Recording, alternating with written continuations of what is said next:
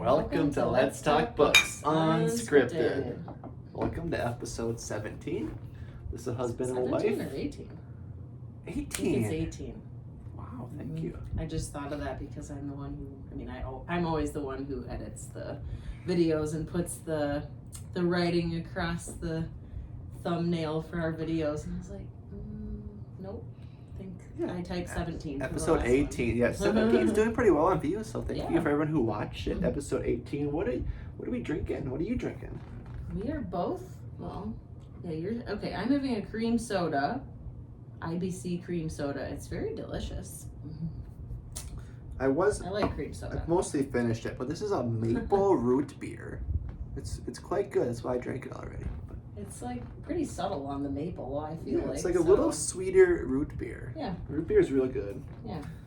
I think we're just gonna get right into it. Yeah, we got a couple books to talk about. We have a couple more books that we got from our Aardvark subscription. We filled the box. We got 3 books. We're going to show those books. I'm going to reveal my thriller that I'm going to be starting. Right, I already did start it. Yeah. And Katie's got a little stack. She has a book she finished. Yep. And a couple more to talking about one that I'm currently reading and a couple upcoming ones. So, yeah. And we got one customer question to answer. Customer. I'm having to correct. What did you say on the last episode? Something about debut album instead of debut novel. Debut novel. Yeah. Not a customer question. Subscriber. Be our customer for our book stickers, which we need to advertise more. But subscriber question. Our book sandwich stickers. If you don't have one yet, you should get one. I should put the link in the description of this one. You should. I don't have my water bottle to show you. I know I've shown a couple times when we've been on here. But yeah, anyway, I finished this book last night. Yeah. The Homewreckers. I can't remember if I've shown this one or not. But this is our in-person book club choice. So we'll be discussing this one on Friday. I'm actually really proud of myself that I wasn't like as down to the wire finishing a book. I feel like the last couple of books I've been like pushing it. Like I've finished it, but like the night before, so yeah, it's Tuesday and we meet Friday. New record. So that's pretty good. And I feel like maybe the last couple of times just because I think the last book I really enjoyed, but I was just reading so many other books that's kind of constantly my issue, if I'm being honest. Or there have been times when I just wasn't really particularly enjoying it, so it took me longer to get through it. But no, I did like this book. It was a first for me from Mary Kate Andrews. She has over 30 books, I believe, so she's been an author for a really long time. I do plan on checking out a couple of her other books. I do have a couple of them on my shelf. They are Christmas themed ones. Those will be really fun to read around Christmas time. I won't go too much more into it because I did do a 60-second book review on this one that Corey will get posted soon, but finished this one up. And then are you going to talk about your thriller that you just started? Sure. Okay. So I hinted last episode that I would reveal which thriller I'll be starting next on this episode. And I have started it. It's not in your lap. Yes. It is Drowning by T.J. Newman. This is a book Katie read last year, and she really liked it, and she's been really pushing me to read it. So I was talking about starting a new thriller. She said you got to read this one because she really liked it, and it's very already from the beginning very suspenseful.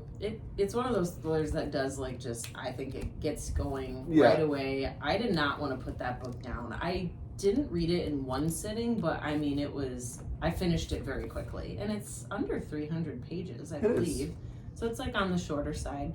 But it's a more, I guess you could say, untraditional thriller.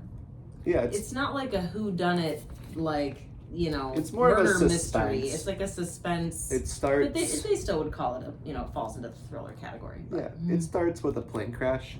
So right away you find out you're in a plane, it's going to crash. Yeah. And you start to kind of, learn some of the characters. And now I'm kind of in the stage where I'm figuring out who survived and what's going to happen next. But yeah, this author has a new book coming out next month.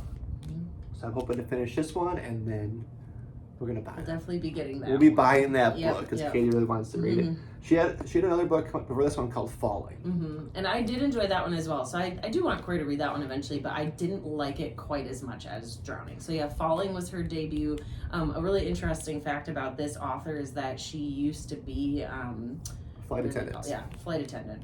So yeah, she used to be one and now turned author. I believe she was writing one of her books like while she was still a flight attendant. So this is like while she was on like some of her flights. So it's just pretty cool because everything she shares like in these books, like she knows firsthand. She didn't have to like do research for her book to be accurate on like, you know, the experience of flight attendants. And you can tell from a lot of like talking about the plane stuff and like the safety measures. She obviously knows really well. If you've read this book, let us know. I'm not too far in. I'm about 40 pages.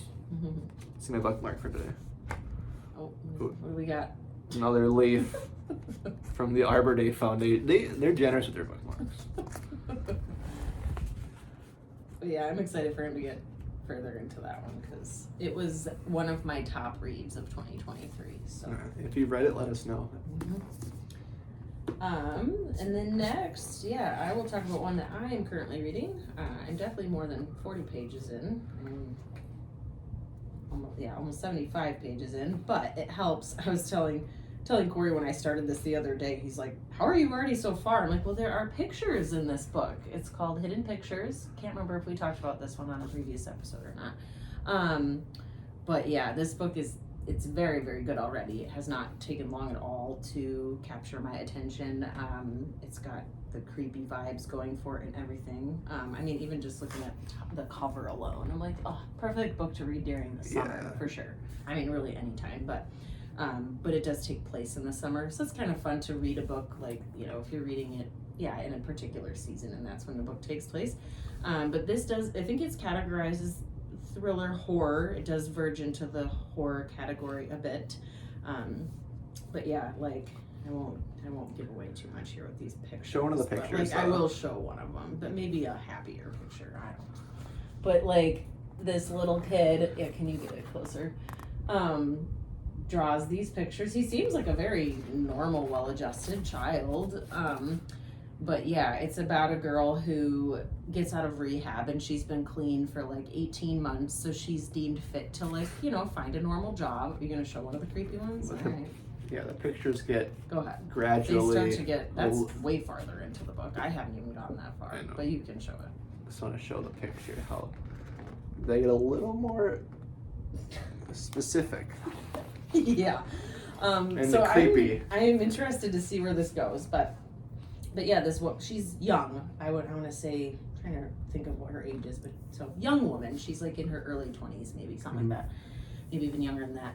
And she gets this job for this family to nanny this boy, and she obviously starts to be like he talks about this. I don't want to get too much into it because I don't want to give anything away.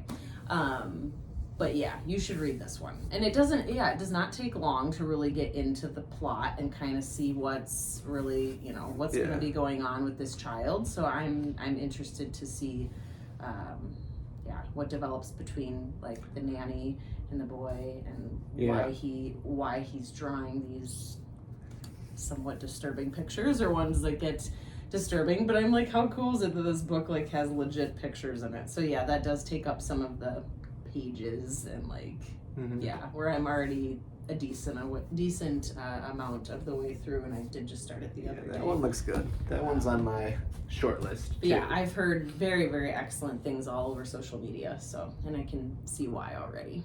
So I don't know if should we save those for the end, and I can just finish these up quick. Yeah. So then I won't talk too much about these because I'll want to talk about them more once I finish them. But these are ones I have not started yet. But the Housemade, this one is a very buzzed about book. I'm very behind because if maybe you know this, and you've read them and you're like, yeah, what is wrong with you? They already have, there's already 2 more in this series. So the 3rd one just came out. I don't remember the pub date on it. I'm sure after I read this, I'm going to want the other 2, that naturally. And you found this at our local antique store. Yeah, I found it for like, I don't know how much it was. A little fun to find. But yeah, it was like in very good shape store. and used. So that was kind of cool. But yeah, I've heard excellent things. So I'm like, I probably should own this and read it. Yeah, I had posted something on Instagram kind of asking people to help me decide which thriller to read next. And so funny enough, I did have this one, Hidden Pictures, The Housemade, and then this one called The Butcher and the Wren. So I had these all as choices, and I believe what ended up happening is these became like very neck and neck with each other. So I was like, I'm gonna start Hidden Pictures, but I'm gonna start this one really soon, so I'll have 2 thrillers going at once because, yeah, I'm sure I'm gonna be drawn in right away and see what the hype is. I'm so excited for that one. Yeah. And the one Corey is holding. Yeah, this one's short. Yeah, it looks super good. I feel like people are split on whether if they've heard of this book or not. So let us know in the comments if you've heard of it, because now there's actually a sequel for this one as well, coming out in September, I believe. So that gives us both enough time to read this, which I'm going to read it very soon, before the sequel comes out. But yeah, the author of this one used to be an autopsy technician. Cool. And she also is the co-host of a true crime podcast called Morbid. So I kind of want to check that out. I'm not a big podcast listener, but it's very similar to listening to audiobooks, and I love audiobooks. So I might have to give that a listen. But this looks very good. This cat and mouse thriller will give your goosebumps chills.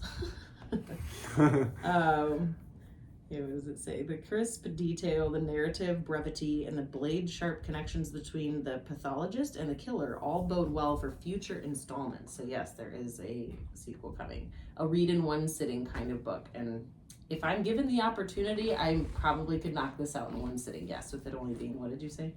It's under 250, 246. Yeah, so I'm sure this is going to be a very quick, what's the word I'm looking for? Propulsive, like very just like edge of your seat, gripping thriller. Oh, for sure. So I was telling him before we started filming that like I feel like in the summertime my natural like leaning for like book genres sort of switches to like summer romance. I just really like this, the summer love, and some like sweet stories that way. But now I feel like I just hadn't read a really good thriller in a while, and so now I'm like really feeling the pull to like read as many thrillers as I possibly can before summer is over. And then we'll be in spooky season, so I can just keep reading thrillers then and thrillers are for all. They're good all the time, thrillers right? and romance are all year. They're good. They're good all the time. All books are good all the time. Yeah. It doesn't matter. All right, so we're going to show what we got from the Aardvark Book Club. Yes, because they had not arrived when we did our big book haul for our last video. I think they came the day after. Book of the month ones, but yeah, they showed up like the day after. I'm like, good, go figure. Yeah. So yeah, I'm very excited about this box. Yeah. I'm like, I should never secretly hope that their choices are like just so, but it'll be really hard for me to exercise self-control next month if they're as stellar as they've always been, because we're kind of putting ourselves on a, I wouldn't say incredibly strict book buying ban, but like aside from like my Aardvark subscription and maybe like, one other book that we already talked about getting next month, I won't be getting anything else. And so I'm like, I kind of got to keep it to just one book with Aardvark instead of filling my box. So that'll be difficult. But so I very much enjoyed at least getting to do that for July. So with Aardvark, you can pick up to 3 books. Yeah. So the max is 3 books. And generally, we get 3. I was gonna say not always. There have been months where I only did 1 or I've done 2. But there's generally all the choices are usually pretty good. Yeah, so it's pretty easy for me to pick 3. It's hard to pick say 3, most of the time. Well, last month they sent us all of them, which was nice. Yeah, that was incredibly generous. They sent us a gift of all 6 of them. Yeah. But here's the first one. Yep. I was a teenage slasher. Look at this that one cover. Falls into the horror category. Horror. What do you know about it? I don't know much of anything, but what I've heard is that it's almost like satirical in a way. Like I think the narrator is almost kind of comedic. Yeah. Which is, it's always weird when you put like funny with a horror book, but like sometimes that is the writing style of an author. It makes it a little more lighthearted. Yeah, too. where you're like, this is interesting reading material. Like here, let me see what it. Let me see here. Be happy you weren't there. Be happy you're only reading about it. Okay. Yeah, I don't know. So again, it's probably gonna be a book I go in not 100% blindly, but like I've never heard of this author, and then I just kind of started seeing buzz about it, and so it was exciting to see that Aardvark picked it. Yeah. But there are people who do know about him, so they were like, oh, a Stephen Graham Jones book, yay, like another one. So I'd be interested to see like what else he has written, but I think this will be a really good summertime thriller, and the cover is like awesome. I love it. Yeah, it just looks good. It really does. It sounds good. Yes. The second one here, a novel love story by Ashley Super Poston. pretty She cover. wrote The Dead Romantics and The 7-Year Slip. If you've read either of those books. Yeah. I've read only one of those. So I've read The Dead Romantics. Did you show your book, your stamp? Oh, yep. There's my good old stamp. That's how we stamp our books so people know they're from our library. And you can't keep them when you borrow them. No. Because we borrow some books. You have to give them back. Look at that one's so pretty. It's my it. favorite color combo, the pink and blue. Ah, so pretty. But yeah, I think I'm gonna force myself to not force myself. I'm going to read the 7-Year Slip from her that I've had on my shelf for far too long before I read this one. Even though you don't have to, I've not heard anything about her books being connected in any way, shape, or form, like how Abby Jimenez's tend to be. But no, I did read The Dead Romantics by her and definitely enjoyed it. So I'm sure I will enjoy this one as well. What I've heard about this one is that it's basically like a book for book lovers. Like if you love books, which if you're watching this, and obviously we love books, that this is like almost like a love note to your heart as a book lover. Awesome. And yeah, it's got a very inviting cover for sure. All right, and then for the thriller from Aardvark. Right, that one falls into the thriller category. The Unraveling. Look at that. So this is a stalker vibes book. That's what I do know about it. Brilliant and twisty. Keeps you on the edge of your seat until the very last sentence. Those are the kind of books I like. And it's on the short side too. Yeah, a little shorter. Let's take a look at the naked book. I know we like to show pretty. They all are. We know we like. Okay, yeah, That's kind of show a, the binding. yeah. It's really pretty. Sometimes I do get like sick of the dust jackets, if I'm being perfectly honest, like while I'm reading it, because it just kind of like slides down or goes up or whatever. So I will toss it off of there. And man, when your book is as pretty as their books, they look so nice on a shelf with just like even without the dust jacket. It's kind of got like that old book really look. But then with some of the detail that they put like on the binding with the lettering and stuff, it's just awesome. Love it. So yeah, that's what we've got. Those are the 3 books we got from Aardvark. So here. We got quite a few books in the last so many days. That's why we're dialing it back a little bit. We're taking a little break, but not full stop, but taking a break. Not for too long, maybe a month or so. Oh yeah, we have a little catching up to do. You should, if you know off the top of your head, or you need to count and you want to report back, but let us know how many unread physical books you have at your house that you have not read yet. Unread. I'd be curious because I think I counted recently. Where do you think we were we're at? Somewhere in like the 200s, 300s maybe. That we haven't read yet. Or maybe it's not. No, that can't be right. I feel like I was counting how many books we own total. I don't know. I'd have to count again. It might so be 200. Yes. Maybe my homework will be reporting back to you on our next episode. Yeah. How many I'll let unread you know books you have? And it'll be a little off because of course there's a couple books he's read that I haven't and vice versa. There's actually a lot of books I've read that he hasn't because he only just recently picked up reading again. But if we kind of go with like the majority of, like the ones that are down here and like some that are... I would guess for sure 200. Yeah, somewhere in there. It's a lot. All right, are you going to answer the question? Okay, so who asked? Not from a customer, from a subscriber. It's from Nicole Laura C. She's been asking a lot of good questions. Yeah. So if you have a question to ask, please ask. Okay. Are you going to read it for me and yes. I can answer? Okay. It says, what is your dream environment or location to read in? On a beach, in a snowy cabin, in your house, in the rain, etc. Do you like having ambient noise or silence when you read? So, my first thought when I saw that comment was like, put me in a cabin in the woods for like a week and I would be in absolute heaven. And I wouldn't even honestly care what the weather was outside. I just like the setting of being in a cabin. But I mean, man, it would be nice if the cabin had a porch or I was just curled up indoors in a chair and it was raining outside. Or even in the winter and I was nice and cozy with a fireplace at a cabin. Like a glass of red wine in my hand or something like that. That just like screams cozy reading environment 100% for me. But even in the summers, like I said, I wouldn't even really honestly care what it was doing outside. I just love like the cozy vibes of a cabin. And 100% for me, I guess I can't say 100%. I've had to adapt to like some noise sometimes while I'm reading, but I prefer silence.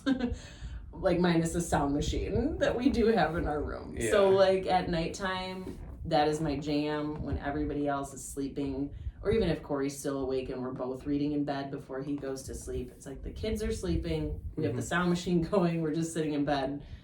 That's probably so my favorite. You like a little ambient sound. I guess I do like the sound machine, but otherwise I don't like if I'm trying to read and the kids are watching a show, for example, or if my kids really do need my attention and I can't really sit and read peacefully, like that's hard for me. Can't really tune that out. Or music, for example. I don't like having music on because then I almost start to sing along to the music and I get distracted. So that's true. If it were instrumental music, I probably could do that. But if the music has words, then I'm gonna just start singing along to the song. Yeah, I've kind of adapted to any situation now. Yeah, especially if it's a good book. Like you can just zone out any of the sound. If you're reading a good book and you're like really into it. I think if you're not as into a book, it'll be easier to get distracted. But if you really dialed in, like I don't think it matters what's going on. But I think for me, like a warm-ish summer night on a front porch with rain, good lighting obviously to read, and maybe some sort of beverage, maybe a scotch or something. That would just be perfect. Because I like the rain, and I like it a little warmer, and I like it warmer, and I don't want to be outside. Yeah, outdoor reading, outdoor-ish. I don't know. I have really been enjoying sitting in our backyard recently, like when it's been a nice summer day and it's not like, and the humidity is low. Then I feel like it's actually comfortable out there, and I sit like in one of our chairs in our backyard. We have a fenced-in backyard, so I sit on like one of our little like patio chairs. That's like a nice spot, but yeah, I feel like sitting on a porch where you're like outdoors adjacent. You are outdoors, but like you have something over your head, and then that way you could still be outside if it's raining. Through this door right here, we have a screen porch.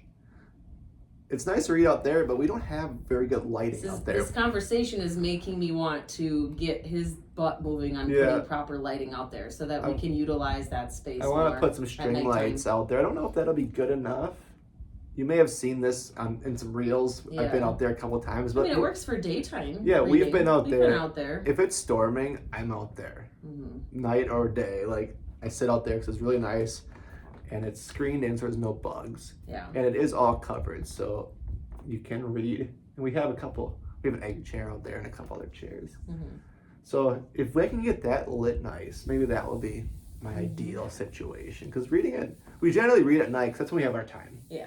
We have our the most time uninterrupted to read at time. night. So a lot of our rooms in our house don't have super good lighting Yeah. to read. Yeah. Because we live in an old house, there's no overhead lighting or anything. And I'm not, well, neither of us are big, like, beach pool bums. So, like, I know maybe some of you watching are like, oh, give me a book and I'll be, like, near some water and, like, during the summer.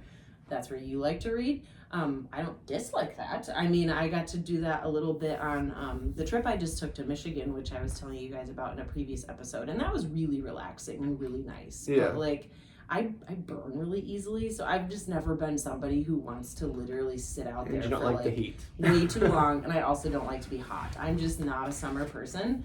So to me, I'm like, that's not my most comfortable spot reading. Yeah, you're more of an indoor cozy Yeah, in the winter yeah, probably. around Christmas Mm-hmm.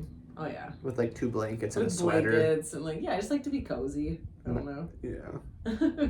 And then rain, I feel like does add to that like cozy vibe too. But when we've had you're a ton of rain. when here, you're a too. reader, you just read anywhere. Right. It really doesn't matter. Like, you're as long like as I have a book in my hand. You're standing in the checkout lane at the grocery store for 5 minutes and you're reading. I mean, that's yeah. Or like you're waiting for the water to boil at the kitchen counter and you got one chapter you can bang out right I've there. been known to do that. Mhm. I have either read an ebook on my phone or had a physical book in my hand while I'm like boiling water for mac and cheese for the kids. Yeah. So you just gotta You just gotta work with what you got sometimes. you will right? read wherever. But And they can yeah, all be if cozy. you've made it this far into the episode, you should share what your ideal reading, Mhm. preferences or environment would be. Yeah. Or is. Like, where do you find yourself reading most of the time? Thank you. Let us know what you're reading too. We were at 960 subscribers. We jumped back to 959. Someone did Somebody not left. like the content. I It's okay. apologize. Can't win them all. So we are very close to our goal of 1,000 subscribers. Yeah. That's crazy because we just started this journey right after Christmas. Yeah, so it hasn't So been terribly long. it's been pretty quick. Yeah. Mm-hmm. So thank you to everyone who's watching, and we got a lot of loyal subscribers that have been commenting and asking questions and interacting, which is amazing. Yeah. We very much appreciate So we it. appreciate you and everything you do. We will talk to you next time.